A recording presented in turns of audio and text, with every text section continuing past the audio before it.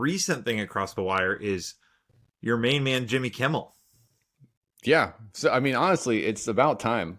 I mean, that guy. Oh my God. You know, it's funny because the Jimmy Kimmel kind of, what I want to say, well, his shtick and his kind of like change from the Man Show. Like, you remember the Man Show? Yeah. Like, literally opened with girls jumping on trampolines.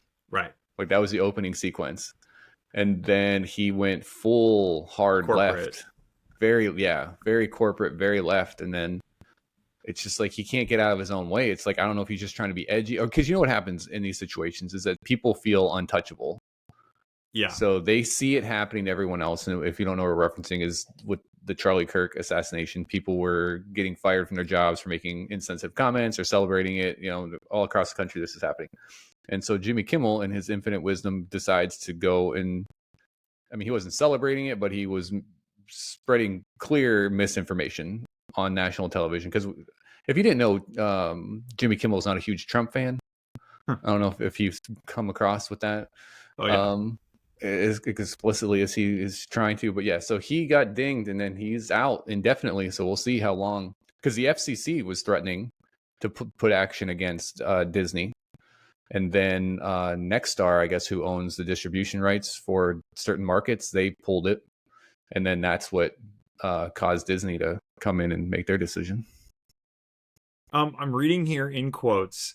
Kimmel criticized conservatives on Monday for, quote, desperately trying to characterize this kid who murdered Charlie Kirk as anything other than one of them, and with everything they can to score political points from it. Okay. Yeah. So he clearly took a stance there.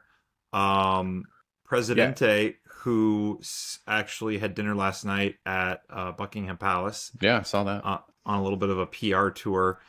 He did get a moment to tweet. You know, he's not much of a tweeter, but occasionally. Really, that's interesting. Past the goalie. He lauded the company for, quote, finally having the courage to do what had to be done. Oh, well, there you go. Yeah, it's just a strange situation because it's one of those, like, there's not a whole lot of gray area in that. Because, I mean, literally the man was handing out Trump gear at the rally. Yeah. So it just doesn't make sense that one of the supporters of Trump would then do that. Like, there's just no way that you could warp that story to fit that narrative. And it's just blatant kind of misrepresentation of things. And then, you know, what happens is when you're online, you see social media, people then, well, what happened to freedom of speech? Where's my freedom of speech? And then people misunderstand that freedom of speech only happens towards the government. Like, your job can fire you for saying anything you say because you're going against their ethical standards or whatever it might be. So, like, that freedom of speech doesn't carry across the threshold when you badge into work. Then you just can't start spouting off crazies at work and then expect to. It's like the Starbucks people got upset because they had to wear a uniform. Like, you don't have a freedom of expression when you're at work. You do in the parking lot as a non-employee. Well, yeah. Right. And when you're changing into shorts. But once you're at work, like, you can't start spouting off crap. You can't do it. And obviously, like, in our profession, teachers, they have an opportunity, or we have an opportunity to say anything to kids.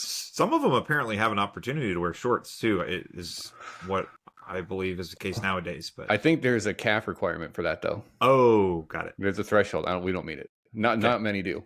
Yeah, fair enough.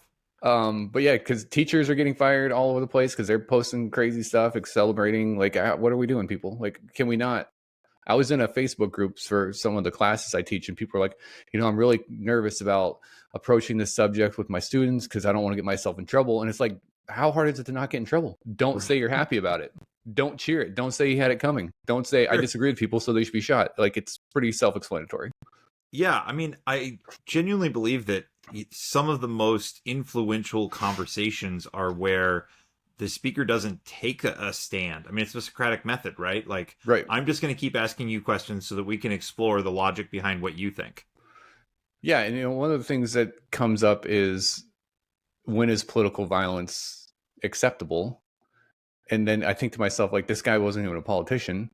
He's going to college campuses, and you agree or disagree with what he's doing. He's not being abusive or aggressive in these conversations. If you ever watched any of his clips, I mean, I wasn't a follower per se, but like just it would pop up online and I would see some stuff, and I would watch some of his more kind of combative back and forth with the college students. But at the same time, like he was always in control of himself, in control of his emotions, like giving counterpoints and not, furthering the discussion and the debate, not being, abusive. And then obviously people mischaracterize his statements or take things out of context to push the narrative now after the fact. So it's a crazy, crazy world.